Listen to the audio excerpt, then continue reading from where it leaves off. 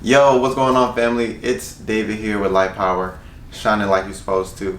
In this video, I wanted to share a couple ideas, not really ideas, more so my experiences really, about the different ways that I've began to let go of society's expectations. I mean, this is something that a lot of people want to do when you find that society does not serve the soul. Like, society has a way of being a selfish serving system, meaning it's more so to get people to do something.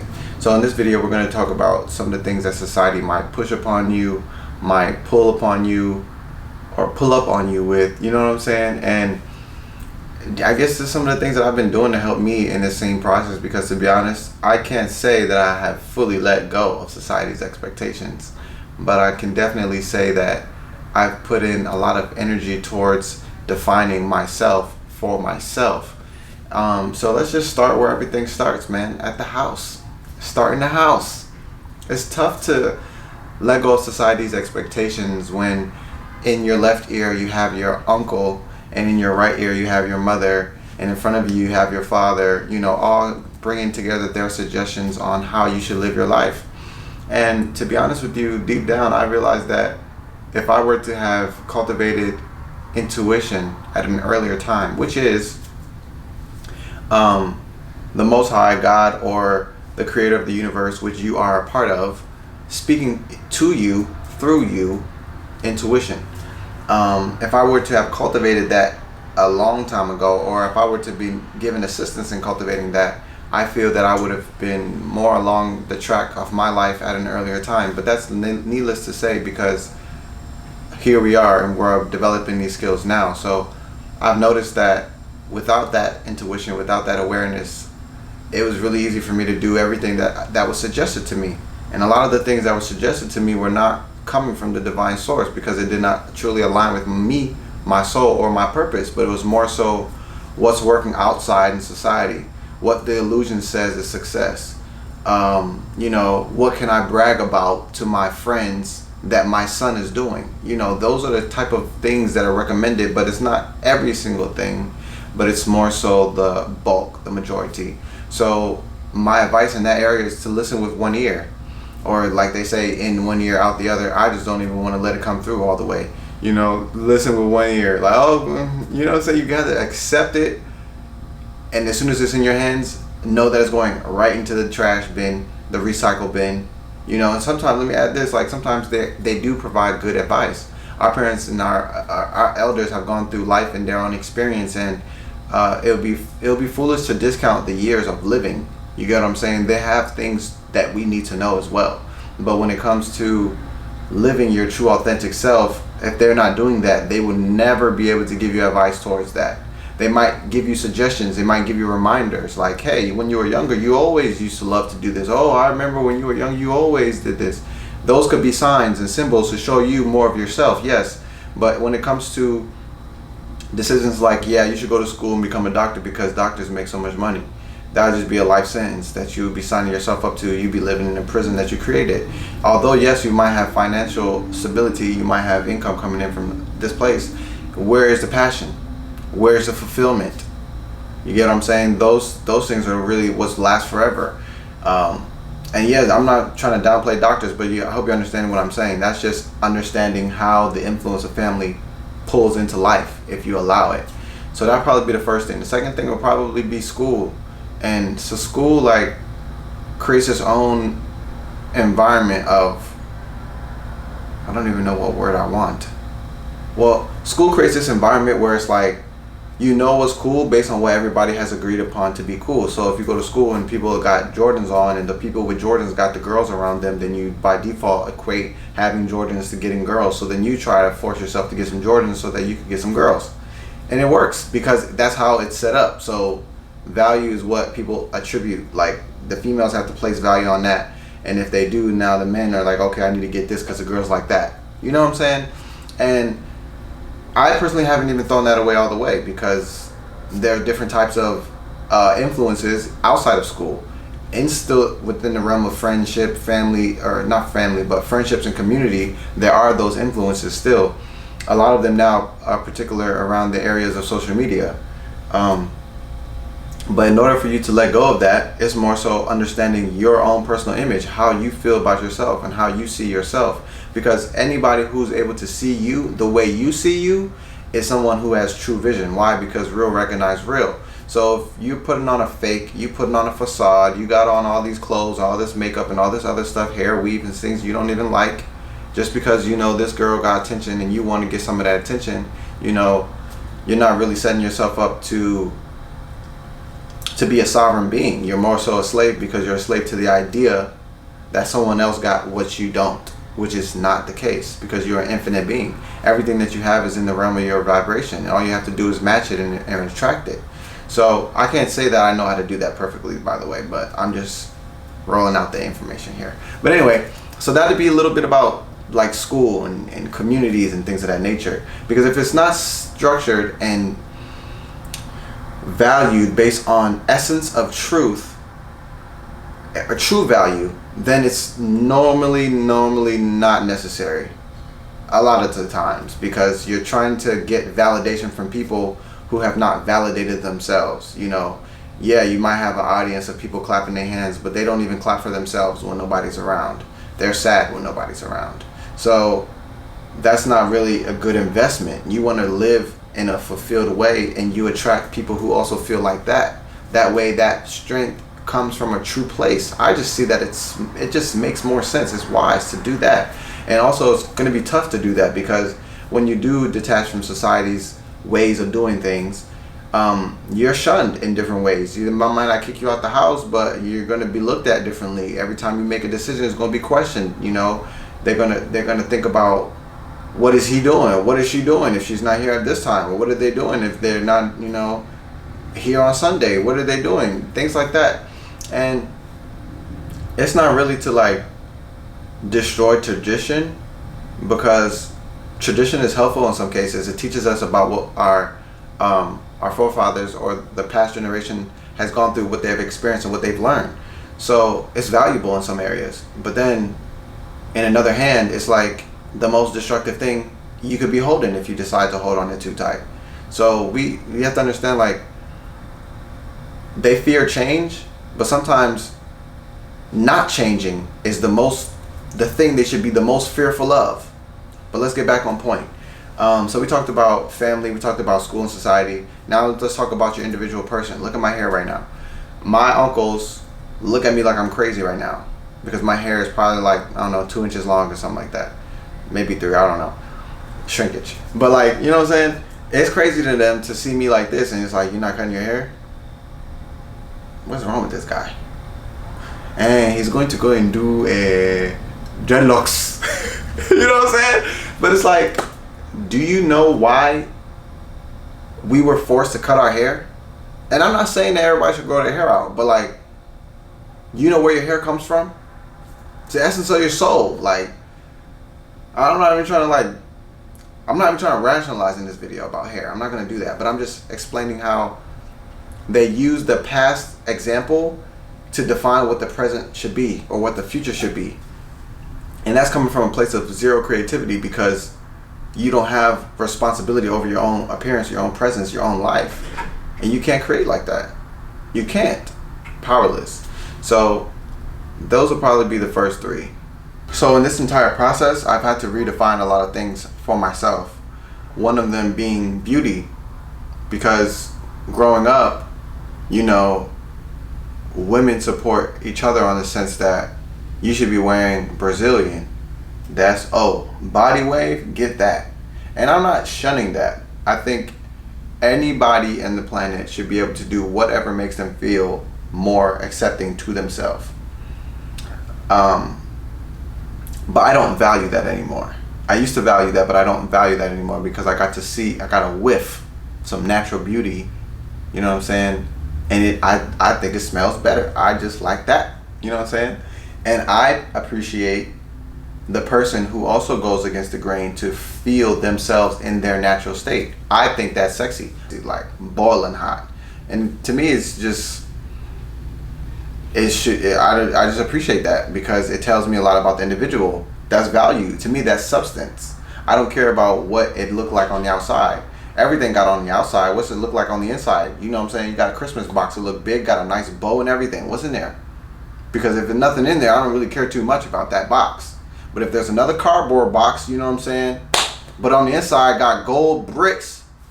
You know what I'm saying? That's just understanding substance. It's not about what you see on the outside. The word substance tells you. Sub, under. Submarine, you know what I'm saying? Sub is under, stance is standing. So what is standing underneath what you're observing? Value, like real value. And that's what's important to me. So I had to redefine what beauty meant to me. I had to redefine what happiness meant to me. You know, I used to think happiness was more so about when I had things that other people thought were good things, then I'd be happy about that. Oh, I want to get a new Game Boy because my friends at school got a Game. Oh, I want to get a PlayStation 4 because, you know, and yeah, the PlayStation 4 was cool, but that happiness faded out. So what was it really? Because happiness, if it's true, it doesn't go anywhere unless you send it away. I could be riding feeling the most happy. I could be listening to ocean waves and I have a smile from ear to ear. People think I done did something. But I really just feel good. And that's a responsibility for everybody to uphold for themselves. You are the only person who is going to decide if you feel good. That's how you let go of society's expectations. A lot of people think they're going to feel good when they, you know what I'm saying, at another time than today, at another time than now. And that's probably the biggest trap when you decide that what you desire is outside of the scope of your reach. Because now you're out here trying to find something. You're out here searching for something. But everything you need to find is on the inside. You just have to actually take out all the garbage so that you can see that you done put trash on the flowers. You get what I'm saying? And when I started redefining what happiness meant to me, I found myself not needing to be around people that much. I found myself not needing no substance to really make me happy. Or, you know, being at a party, you know what I'm saying? And things like that. And then there's nothing wrong with those things. It's just that I don't require it. What I require, I already got. Some good air, some good water, fruits. You know what I'm saying? That's how you let go of society's expectations. You stop allowing for the things of the world to cause you to be either happy, joyful, or sad. You have to decide that. And you decide that by actually allowing yourself to see yourself in your own light. When you do this, then you start to become grateful. You start to appreciate yourself. You start to appreciate your journey, your path, how you've progressed. These things can't be taken away. And another thing I had to redefine for myself would be success. What is success? Well, success is kind of objective, but at the same time it's subjective. It's objective because other people can see when someone else's success collaborates with their definition, right? So if I see somebody who has a beautiful family, beautiful children, happy children who are doing things that they enjoy, and you know, the parents have also seen that the children like certain things, so they push them in that direction, in their direction, not the parents' direction. That tells me success. Somebody else's version of success could just be, I just have $100 million, or I just signed a $100 million contract, or I just picked up 3 buildings in real estate. And that's some good shit too. I don't say nothing wrong with that either, but it's just not my core definition. You get what I'm saying? So everybody's definition is different. That's why I use the term subjective, because in my mind, success is going to be for me at this point in time, and it could change like everything does. But at this point in time, it's more so creating an income that I'm happy about in ways that I'm passionate about. Because I can go get a job with the degree I got, but I'm not excited about driving an hour and a half to Virginia. I'm not excited about driving in traffic 2 hours to get home. I'm not excited about being tired as hell after I get home from work. I'm not excited about that. That actually kills me. Even though I'm still breathing, I'm still living, it just kills me. So I'm not about that. But if I actually educate people on spirituality, spiritual concepts like these, understanding your personal self, consulting, teaching people about plant-based foods and how to transition, things like that, building social media accounts and building websites, that inspires me because I'm empowering other people. I'm putting people in placement to do more with their life. That shit makes me on fire. So if I'm making money that way, I appreciate that. I'm successful right now. Right now. And I can't buy my mom a house today. But the point is not to buy her a house today. You get what I'm saying? So those are 3 things I have to redefine for myself. So you have to understand how you're going to redefine life for yourself. And that's probably one of the best ways to let go of society's expectations.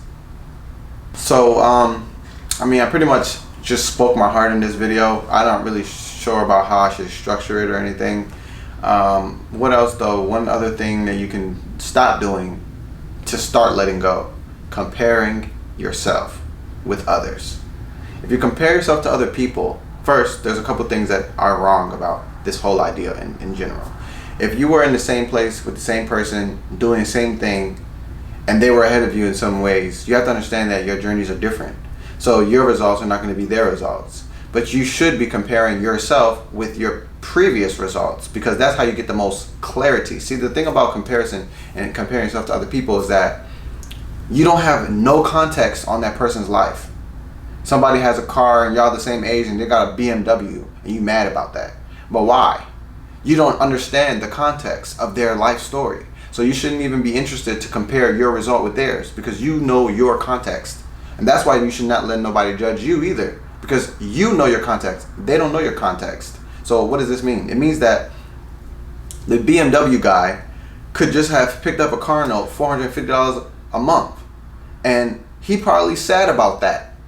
Every single time he pays, he's crying about paying for that, but he's still flexing in the parking lot. You get what I'm saying? We both going from A to B. Just because I'm in the Honda doesn't mean nothing, bro, because I'm smiling when I pay my bills. You crying and frowning when you pay your bills, but I want your BMW. That sounds like some bullshit. That sounds like some bullshit. The only way for you to compare is when you compare against yourself. The moment you start comparing with other people, or you compare yourself against other people, you actually disrespect your context of life. You disrespect your journey and your process, because nobody knows that shit but you. You get what I'm saying? I had to learn this the hard way. Ain't nobody tell me this. I had to realize, you know what? Okay, social media is not helping me right now. But I'm not going to uninstall the app though. I'm just going to use social media in a way that is helping me. So I'm not going to check everybody's story. But I'm not scrolling past the first 3 posts. I'm not even scrolling past the first post. I'm on here, post my post on to the next thing I'm doing. You get what I'm saying? But if you want to like uninstall the app, that's another whole conversation. But you're not taking care of the problem of comparison by just avoiding. You know what I'm saying? That's avoidance. We can't move forward with that. But yeah, I just wanted to add that last piece. And a lot of our elders do this. Like, you know, hey, your friends, they went to school, they finish. You know, they talk, you know what I'm saying? They say whatever they feel, and it's real feelings, but they're not rooted in true values. So you have to be able to hear that. You know, you have to really be able to hear that, like, where the person is speaking from isn't a healthy place. So don't move in there. Don't even lease that place out. Not even for the rest of their statement.